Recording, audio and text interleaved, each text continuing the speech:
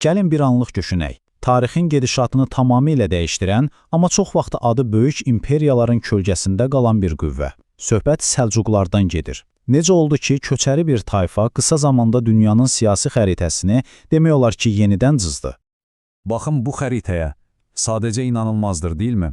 Mərkəzi Asiyadan Aralıq dənizinə qədər uzanan bu nəhəng ərazi. Bəs bu qədər böyük bir dövlət necə yarandı? Bugün biz məhz bu sualın cavabını axtaracağıq və bu heyrətamiz yüksəlişin pərdə arxasına baxacağıq. Bilirsiniz, hər bir möhtəşəm hekayənin bir başlanğıcı olur. Səlcuqların hekayəsi də Orta Asiyanın geniş çöllərində Oğuz türklərinin içində başladı. Və bütün bu hərəkatın mərkəzində çox xarizmatik bir lider dayanırdı. Səlcuq bəy. Bəli, Səlcuqlar adlarını məhz Oğuzların qınıq tayfasından olan bu liderdən alırlar. Səlcuq bəyin 10-cu əsrdə verdiyi bir qərar, yəni öz tayfasını İslam dininə gətirməsi, əslində bütün yaxın şərqin gələcəyini dəyişdirəcək bir hərəkatın ilk addımı oldu. Baxın bu zaman xəttinə, sürətə fikir verin. Hər şey sanki göz qırpımında baş verir. Dəndənəkanda o dövrün super gücü olan Qəznəviləri məğlub edirlər və bum! Bütün Xorasanın qapıları onların üzünə açılır. Bundan cəmi 15 il sonra isə Sultan Toğrul artıq Bağdaddadır və Abbasi xəlifəsi onu şərqin və qərbin hökmdarı elan edir. Bu sadəcə bir titul deyildi, yox. Bu, bütün İslam dünyasına artıq yeni güc bizik deməkdir. Yaxşı, imperiya bölüyürdü, amma necə? Gəlin onların strategiyasını konkret bir nümunə üzərində incələyək. Azərbaycanın fəthi. Bu, onların uğurunun sirlərini anlamaq üçün deyərdim ki, mükəmməl bir nümunədir. Çox yaxşı sualdır. Həqiqətən də Səlcuqlar Azərbaycanda demək olar ki, ciddi bir müqavimətlə qarşılaşmadılar. Necə oldu bu? Gəlin səbəblərinə baxaq. Deməli, buradakı əsas məsələ təkcə qılınc gücü deyildi. Bu, həm də çox ağıllı bir siyasət idi. Düşünün, Səlcuqlar gəlir və yerli türk əhalisi onlara yad bir işğalçı kimi yox, bir növ xilaskar kimi baxır. Üstəlik regionda vahid bir güc yoxdur və hamı Bizans təhlükəsinə qarşı güclü bir müttəfiq axtarır. Sanki bütün şərtlər Səlcuqların xeyrinə düzülmüşdü. Nəticədə 1066-cı ilə çatanda demək olar ki, bütün Azərbaycan artıq onların nəzarətində idi.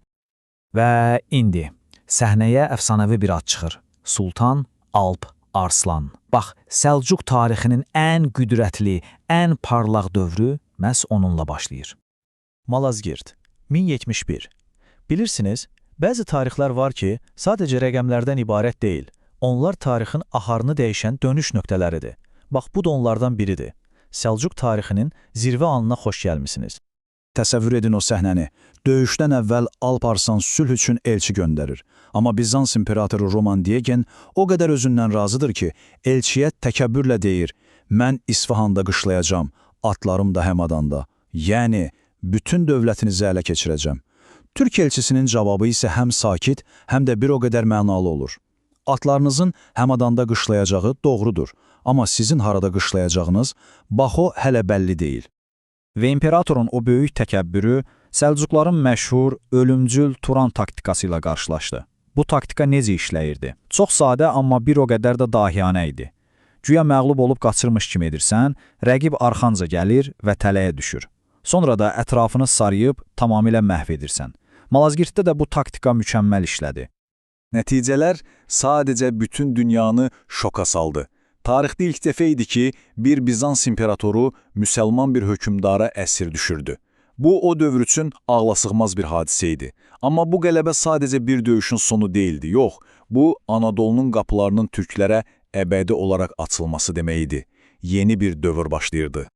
Malazgirddən sonra sanki yeni, daha parlaq bir səhifə açılır. Alp Arslanın oğlu Sultan Məlikşahın dövrü. Bu, imperiyanın əsr qızıl dövrü idi.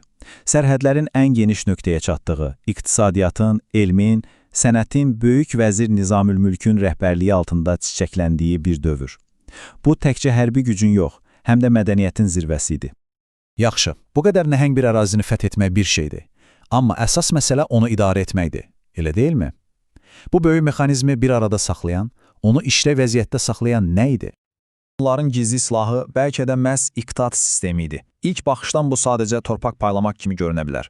Amma əslində bu, imperiyanın onurla sütunuydu. Bu sistem sayəsində həm mərkəzi hakimiyyətə sadiq güclü bir ordu saxlayırdılar, həm də nəhəng əraziləri effektiv şəkildə idarə edirdilər. Gəlin sistemin məntiqinə baxaq. Deməli, dövlət sərkərdəyə deyir, mən sənə bu torpağı verirəm, sən də oradan gələn gəlirlə mənim üçün əskər saxla və hazır vəziyyətdə gözlə. Eyni zamanda üşürf və ələf kimi vergilər birbaşa dövlət xəzinəsinə axır və imperiyanın iqtisadi motorunu işlədir. Hər şey bir-biri ilə o qədər məntiqli şəkildə bağlanmışdı ki, sistem saat kimi işləyirdi. Təbii ki, güclü ordu və idarə etmək üçün pul lazımdır. Məlikşah da bunu çox yaxşı bilirdi. O, bütün imperiya boyunca vahid pul, vahid çəki sistemləri tətbiq etdi. Karvan yollarını təhlükəsiz etdi. Düşünün, bu o dövrün tacirləri üçün əsl cənnət idi. Ticarət canlandı, xəzinə isə doldu. Amma necə deyərlər, hər yoxuşun bir enişi var, zirvəyə nə qədər sürətlə çıxılmışdısa, eniş də bir o qədər sürətli oldu. İndi gəldik hekayənin son bir qədər də kədərli hissəsinə, imperiyanın parçalanması və geridə qoyduğu mirasa. Və Məlikşahdan sonra nə oldu? Təəssüf ki, tarixdə tez-tez gördüyümüz o klassik kədərli hekayə. Taxtac davası, qardaş-qardaşa düşmən oldu, hər kəs öz hakimiyyətini qurmağa çalışdı və o nəhəng imperiya daxildən çatlamağa, çürüməyə başladı. Baxın bu xəritəyə. O vahid, möhtəşəm imperiyadan əsər əlamət qalmayıb. Hər yerə xırda-xırda dövlətlər, atabəyliklər, sultanlıqlar səpələnib. Hərəsi bir tərəfə çəkdi və ortada o böyük, vahid güc artıq yox idi. Yaxşı, imperiya dağıldı, bəs sonra Səlcuqlar geridə nə qoyub getdilər? Əslində çox şey. Onlar Anadolunu əbədi bir türk yurduna çevirdilər. Bizansını şərqə doğru böyümə xəyallarına son qoydular və bəlkə də ən əsası salib yürüşlərinə qarşı İslam dünyasının qalxan oldular. Yəni onların qurduğu nizamın təsirləri bu gün belə hiss olunur. Və beləcə gəldik əsas suala. Bütün bu hekayədən çıxaracağımız dərs nədir? Məncə bu gücün nə qədər kövrək olduğunun və nə qədər sürətlə yaranıb, eyni sürətlə də yox ola biləcəyinin unudulmaz bir dərsidir. Bu hekayə bizə göstərir ki, birlik və güclü liderlik bir tayfanı imperiyaya çevirə bilər, amma daxili çəkişmələr ən qüdrətli imperiyanı belə məhv edə bilər. Bu sadəcə keçmişə aid bir nağıl deyil, bu günümüz üçün də çox vacib bir xəbərdarlıqdır.